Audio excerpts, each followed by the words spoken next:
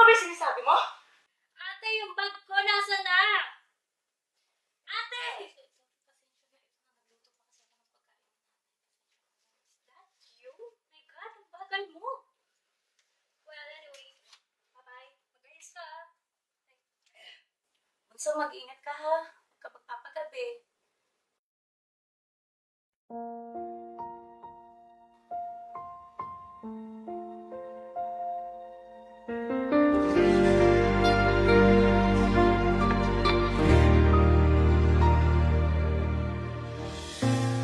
Sa buhay kong ito, kayo ang yaman ko. Kahit na anong hirap ay kakayanin ko. Basta't kasama ko, kayo ang puso ko'y maligaya na.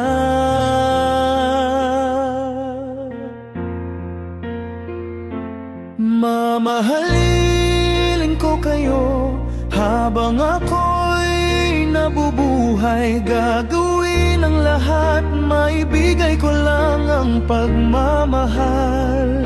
Kayo ang aking lakas, magpakailanman. Hindi susuko at lalaban sa hamon ng buhay. Bakit? Ang kailangan mo. Saka talagang si nanay, wala nang gamot. Tapos yung mga bilis natin, dadala mo doon na. Ate, pagod ako. Pwede ba? Huwag ngayon. Pasensya ka na bunso ha, kasi si nanay, alam mo naman may sakit. Si nanay na naman. Si nanay, lagi na lang. Alam mo, bakit hindi na lang mamatayan? Nakikinig mo ba yung sinasabi mo? Ang Nanay mo, sakta? pinasasalitaan mo ng ganyan. Anong karapatan masaktan ako, ha? Bakit kailangan mong ganin yung nanay natin, magulang mo? Hindi mo ba naririnig yung sinasabi mo, Rachel? Naririnig ko. Bakit kailangan mong magulang ka na Naririnig magsasalita? ko. Alam ko yan, Rachel. Pasensya ka na, kasi si nanay, alam mo naman may sakit. Gusto rin ko matulungan ka, Rachel. Gusto rin ko magtrabaho.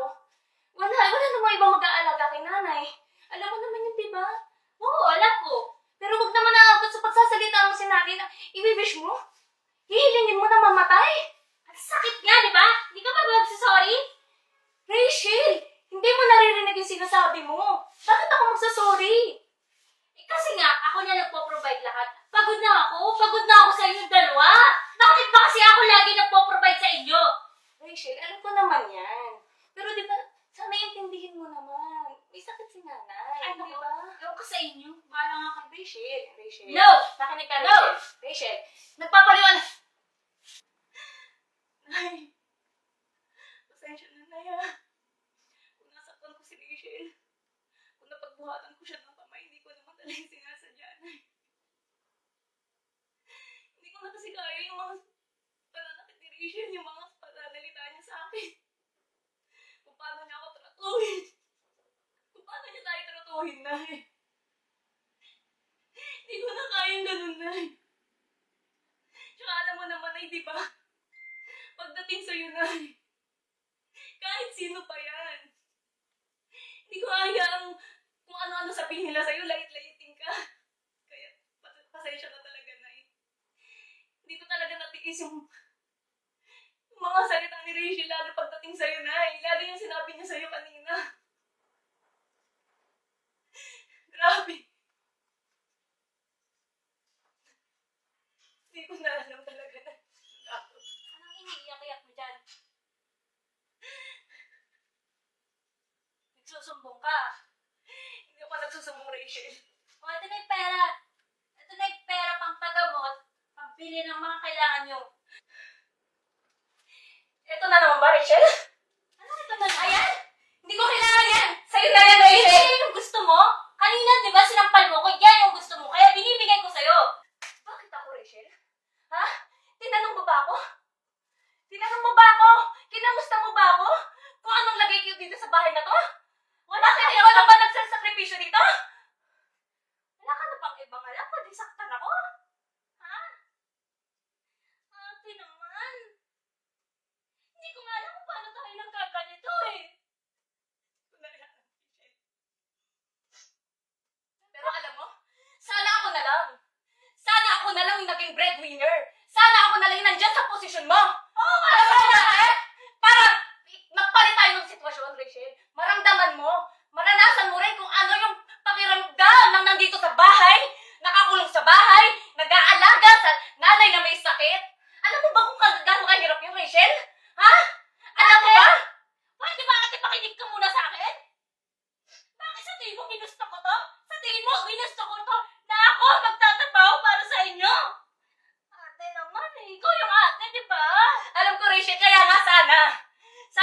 lang. Ako na lang sana yung naging breadwinner.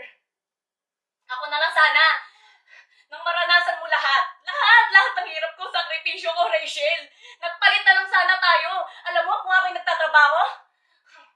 Ang dali ng magiging buhay ko. Tulad mo, di ba? Nakapasyal-pasyal ka. Nakakapunta ka sa sansang lugar. Okay na Sana ako, ganun din, naranasan ko man lang. makinig ka sa akin. Di ba? Okay na, okay na. Pinag-aral kita eh. Kaya nandiyan ka sa sitwasyon na yan, sa buhay na yan, dahil sa akin. Nakapag-aral ka, nakapagtapos ka, narating mo yung posisyon na yan dahil sa akin. Nakakalimutan mo ba? Naiintindihan ko na. Pwede ba? Tama na. Ayoko na ng ganito. Bakit ako tingin mo gusto ko yung ganito? Yung ganito, I'm lagi sorry, tayo nagbabangayan? I'm sorry na. Sorry na.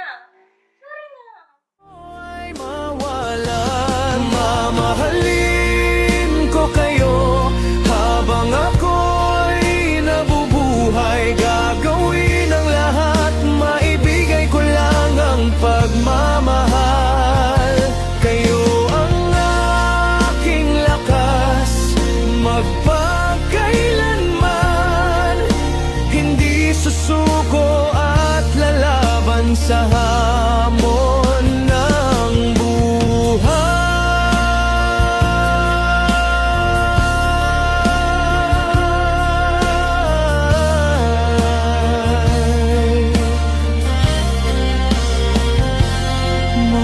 Mamahalin ko kayo habang ako'y nabubuhay. Gagawin ang lahat, maibigay ko lang ang pagmamahal.